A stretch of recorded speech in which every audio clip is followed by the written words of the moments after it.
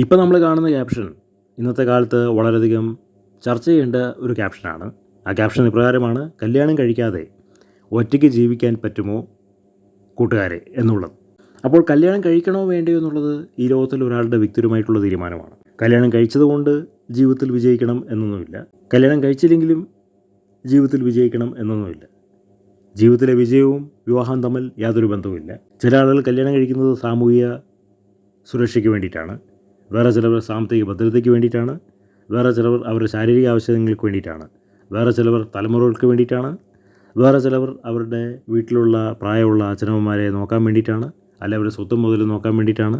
വേറെ ചിലർ വിവാഹം കഴിക്കുന്നത് അവർക്കൊരു ജീവിത പങ്കാളിയെ കിട്ടാൻ വേണ്ടിയിട്ടാണ്. വേറെ ചിലർ വിവാഹം കഴിക്കുന്നത് അവരുടെ സെലിബ്രിറ്റി സ്റ്റാറ്റസ് നിലനിർത്താൻ വേണ്ടിയിട്ടാണ്. അങ്ങനെ വിവാഹം കഴിക്കുന്നതിന് പുറകെ പലർക്കും പല ഉദ്ദേശങ്ങളുണ്ട്.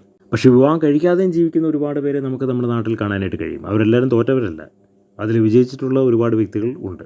പലരും വിവാഹം കഴിച്ചിട്ട് അവസാനം അത് വിവാഹമോചനത്തിലേക്ക് കലാശിച്ചിട്ട് ഇരിക്കുന്നവരുണ്ട്. വേറെ ചിലർ വിവാഹം കഴിച്ചിട്ട് എപ്പോഴും മാനസിക പിരിമുറുക്കത്തോടെ ജീവിക്കുന്നവരുണ്ട്. വേറെ ചിലർ വിവാഹം കഴിച്ചിട്ട് അത് ഏത് സമയം വേണമെങ്കിലും വിവാഹമോചനത്തിലേക്ക് പിരിയത്തക്ക നിലയിൽ ജീവിക്കുന്നവരുണ്ട്. വേറെ ചിലർ വിവാഹം കഴിച്ചിട്ട് എന്നും അടിയും തല്ലും വിട്ടും കുത്തും ആയിട്ട് നടക്കുന്നവരുണ്ട്. ഒരു സമാധാന സ്വസ്ഥതയില്ല. വേറെ ചിലർ വിവാഹം കഴിച്ചിട്ട് എന്നും ഭീതിയിലും ഭയത്തിലും കഴിയുന്നവരുണ്ട്. അതുകൊണ്ട് വിവാഹം പലവർക്കും പല രീതിയിലാണ് അതിൻ്റെ അനുഭവങ്ങൾ വരുന്നത്. വിവാഹം ഐശ്വര്യത്തിൻ്റെയും സമാധാനത്തിൻ്റെയും ഒരു പ്രതീകമാണ്. കുടുംബം എന്ന വാക്കിനർത്ഥം തന്നെ കൂടുമ്പോൾ ഇമ്പം എന്നാണ്. പക്ഷേ പലരുടെയും ജീവിതത്തിൽ അതില്ല. നമുക്കിപ്പോൾ വിവാഹം കഴിച്ചിട്ട് നമുക്ക് കൂടുമ്പോൾ ഇമ്പം കിട്ടുന്നില്ലെങ്കിൽ അതുകൊണ്ട് പ്രയോജനമില്ല. പിന്നെ വിവാഹം കഴിക്കുമ്പോഴാണ് നമുക്ക് അറിയുന്നത് നമ്മൾ വിവാഹം കഴിച്ച വ്യക്തി ആരാണ്, എന്താണ് അവൻ്റെ അല്ലെങ്കിൽ അവളുടെ ഉൾപ്പുകൾ എന്താണ്, അവരുടെ നിലപാടുകൾ എന്താണ്, കാഴ്ചപ്പാടുകൾ എന്താണ്, ദർശനങ്ങൾ എന്താണ്, അവരുടെ പൂർവ്വകാല ചരിത്രം എന്താണ്, അവരുടെ മനസ്സിലുള്ളത് എന്താണ്, പുറമേ കാണിക്കുന്നത് എന്താണ്, ഉള്ളിലുള്ളത് എന്താണ്.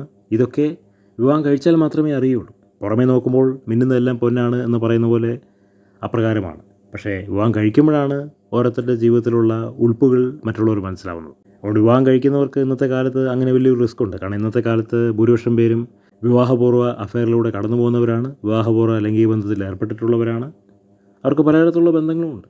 അപ്പോൾ ഇന്നത്തെ കാലത്തെ വിവാഹങ്ങളൊക്കെ വിജയിക്കാൻ സാധ്യത വളരെ കുറവാണ്. അതുകൊണ്ടാണ് 90% വിവാഹമോചനത്തിലേക്ക് കലാശിക്കുന്നത്. അപ്പോൾ വിവാഹം കഴിക്കുന്നതിനെക്കാട്ടും നല്ലത് വിവാഹം കഴിക്കാതെ ജീവിക്കുന്നതാണ് ഏറ്റവും ഉത്തമം.